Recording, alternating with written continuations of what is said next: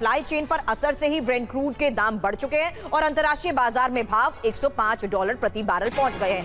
एक दिन में कीमतों में 0.96% की बढ़त को लेकर ही खबर है। तो मौजूदा स्थिति और जो स्थिति इस वक्त बनी हुई है उसके असर को देखते हुए ही पीएम की ये अपील। लेकिन सवाल समीर यही है कि क्या इस जन अपील का कोई असर पड़ेगा, और चिंता लोगों की इस बात की है कि अगर प्रधानमंत्री ये अपील कर रहे हैं तो क्या वाकई संकट और ज्यादा गहरा हो सकता है।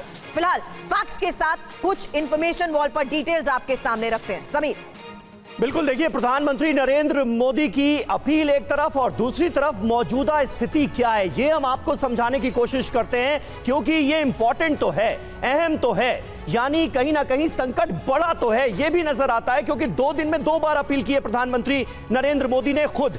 अपील का मतलब समझिए, 1 साल सोना ना खरीदे, ये प्रधानमंत्री नरेंद्र मोदी कह रहे हैं। मौजूदा स्थिति क्या है? आयात पर, सोने के आयात पर जो सालाना खर्च होता है वो 6 लाख करोड़ का है। 2025-26 में खर्च 6.40 लाख करोड़ रहा। आप अंदाजा लगाइए, ये आयात पर जो खर्च हुआ वो हम आपके सामने रख रहे हैं, क्योंकि हमें 99% जो खपत होती है उपभोक्ताओं के लिए, भारतीय उपभोक्ताओं के लिए, वो आयात करना पड़ता है। अपील से विदेशी मुद्रा बचाने की कोशिश की जा रही है और प्रधानमंत्री नरेंद्र मोदी की ये अपील जो है, इसकी एक बड़ी वजह ये नजर आती है। इस युद्ध के हालात में पेट्रोल, डीजल और तेल को लेकर तो आम लोगों की समझ थी, लेकिन जिस लिहाज से पेट्रोल और डीजल को बचाने की इस वक्त अपील की जा रही है वो है स्ट्रेट ऑफ हार्मूज सबसे बड़ा रीजन, क्योंकि इसके बंद होने से ही क्रूड 50% महंगा हो चुका है और भारत जहां 85 से 90% तक बाहर से आयात करता है, तो जाहिर सी बात है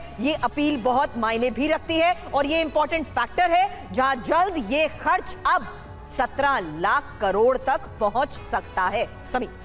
बिल्कुल, और तीसरी इंपॉर्टेंट बात जो कही गई है पीएम मोदी की तरफ से कि विदेश यात्रा से बचें, फॉरेन टूर से बचें। मौजूदा स्थिति क्या है? 2023-24 में खर्च 2.72 लाख करोड़ था।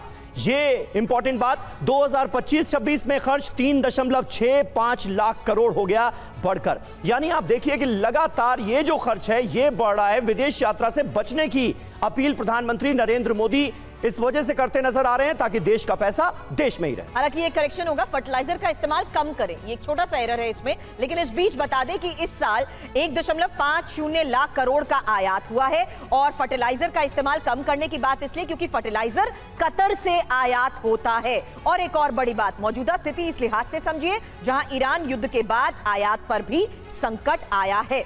समीर। बिल्कुल, और खाद्य तेल की खपत कम करने की जरूरत की ओर भी ध्यान दिलाया पीएम मोदी ने। जरूरत का 60% कुकिंग ऑयल आज की तारीख में भारत आयात कर रहा है। खाद्य तेल की खपत से विदेशी मुद्रा बचेगी, ये सीधे तौर पर नजर आता है और यही वजह है कि प्रधानमंत्री नरेंद्र मोदी 2 दिनों में 2 बार ये बड़ी अपील देश से करते नजर। क्योंकि डिफेंस एक्सपर्ट समीर हमारे साथ है, इसलिए ब्रजेश सर सवाल आपसे इस लिहाज से जनता को समझा दिए कि क्या वाकई ईरान युद्ध का संकट इतना ज्यादा गहरा चुका है कि सब इसकी चपेट में है? भारत कहां स्टैंड करता है? इन तमाम फैक्टर्स को आपसे सवाल से पहले इसलिए रखा सर क्योंकि जन अपील का आपको लगता है एक बड़ा असर हो सकता है।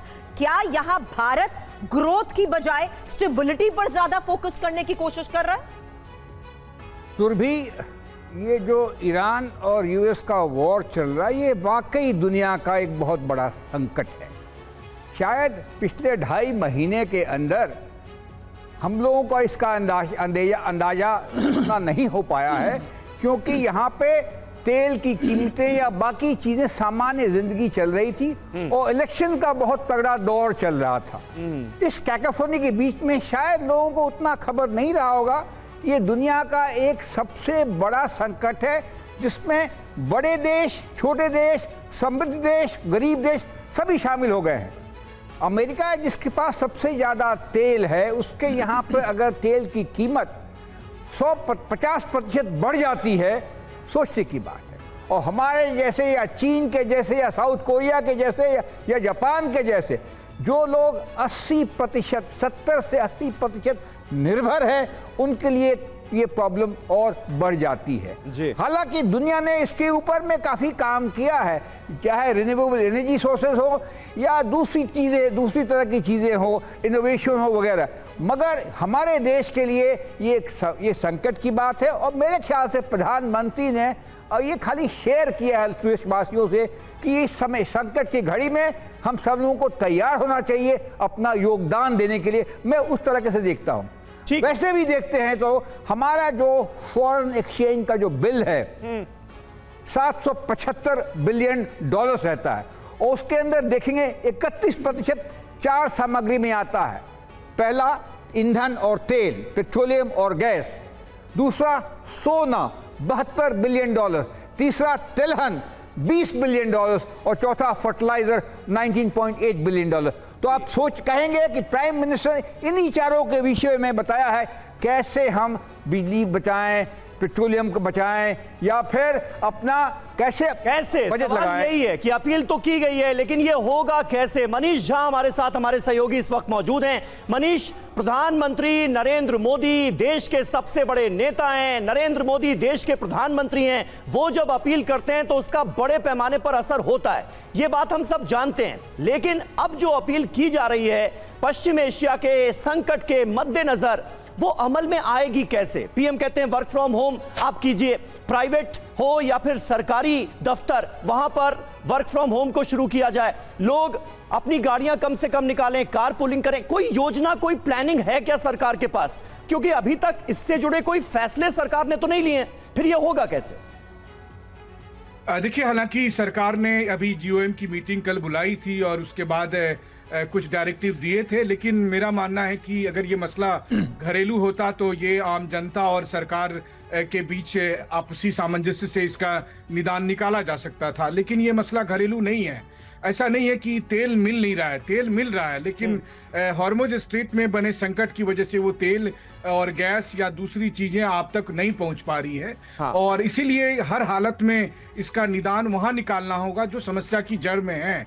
मतलब कुल मिलाकर अगर मैं आसान भाषा में कहूं तो अगर किसी का एक्सीडेंट हो जाए और वो बहुत दर्द से दुखी है तो आप पेन किलर देकर थोड़ी देर के लिए तो उसका दर्द कम कर सकते हैं, लेकिन उसका इलाज उसकी सर्जरी से ही हो सकता है। और वही बात है यहाँ पर कि मसला पश्चिम एशिया में है, मसला ईरान और अमेरिका के बीच युद्ध में है, तो उसमें इस तरह के उपाय भावनात्मक तौर पर अपील के लिए अच्छे हो सकते हैं या तात्कालिक तौर पर थोड़ी राहत दे सकते हैं, लेकिन इसका अस्थायी समाधान निकालने के लिए हमें तलाश करना होगा। और अस्थायी समाधान क्या है?